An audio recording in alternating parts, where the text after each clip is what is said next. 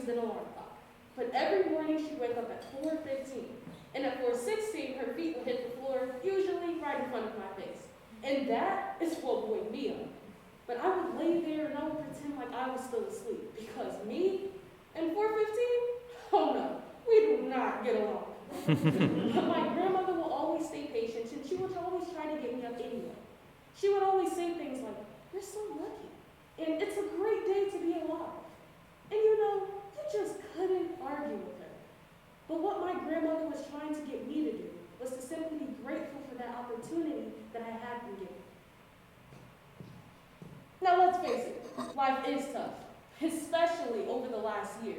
It's hard to look beyond the quarantines, the mask mandates, and the social distancing to see all the good things that we still have in our lives.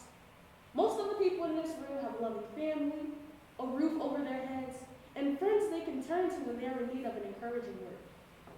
In the following speech, Ian Humphrey reminds us that no matter how bleak the circumstance may be, it's that there is always hope. It is that hope that can get us through. It's a great day to be alive, by Ian Humphrey. My life got started, and it was a little rough. It was a little rough start. My mother was pregnant with me, and she was walking up a flight of stairs.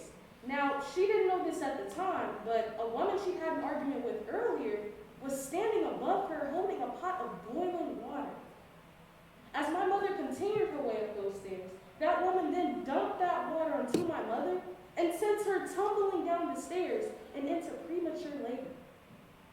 My mother received third-degree burns to over 25% of her body. Once my mother got out of the hospital, as you all can imagine, she was in a great deal of pain. So my mother began taking a heavy pain medication to help her recover. When she took this medication, it became very difficult for her to watch me. So I would bounce around a lot. I'd stay at my mom's house, I'd stay at grandma's, some aunties, some neighbors, and then back to my mother's house.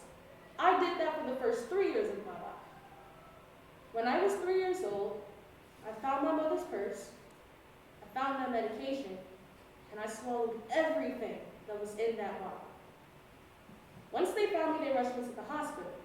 Eventually, the state of California decided to do an investigation, and the conclusion they came to was that my accident wasn't an accident. They then removed me from my mother's home, and I was made a ward of the state. From there, I was placed into the foster care system, where I then met my foster mom. My foster mom began locking me inside the closet with no light.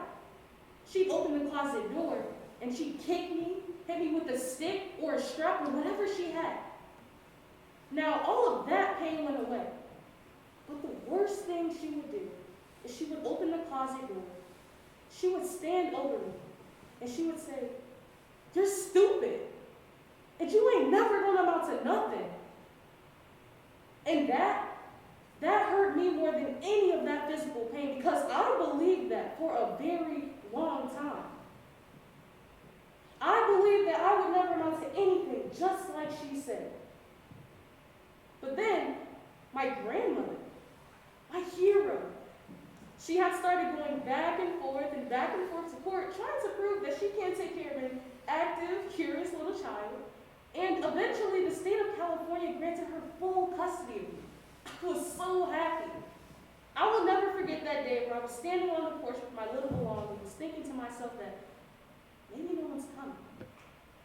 But then, at the end of the block, I see the ugliest car I've ever seen in my entire life. And she pulls up right in front of the porch, and I can remember seeing these two big glasses. I mean, bifocals. I remember finding out that Grandma had glaucoma. She wasn't even supposed to be driving. She then gets out of that big car, and I can remember seeing this big white floppy hat with this red flower right here in the middle. And she has on this long white flowy dress that comes all the way down to her ankles. And I can remember finding out that that was Grandma's Sunday best. That was an outfit that she only reserved for special occasions. And I can remember for once in my life feeling like I was someone's special occasion. I then remember running up to Grandmother and squeezing her tightly, and then her whispering into my ear that everything's okay. You're family.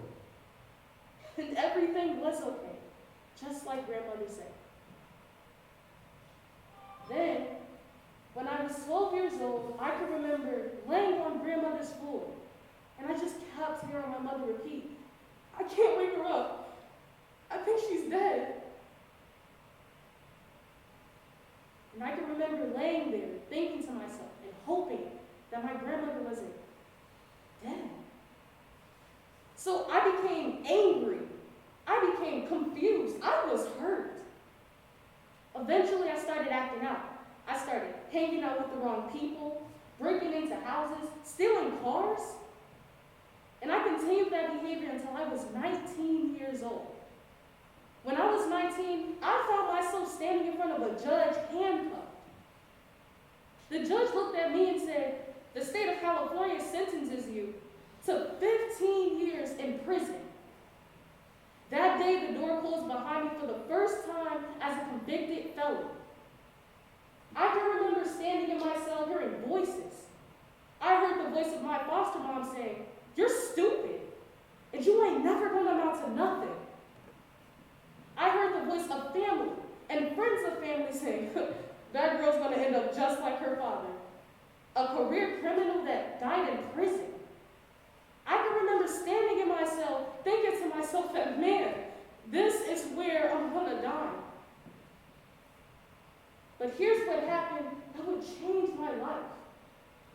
There was a man there named Charles Lyons. He was 6'3", very big guy, ex-Marine, and I don't know what it was about him, but every time he saw me, he'd say, "Humphrey, you can do great things. You can get out of here." And then he turned to walk out of my cell. But before he walked out, he turned around one last time, and he said, "Humphrey, I believe in you." And I can remember standing there thinking to myself that, man, he's right. I can do great things. I can get out of here.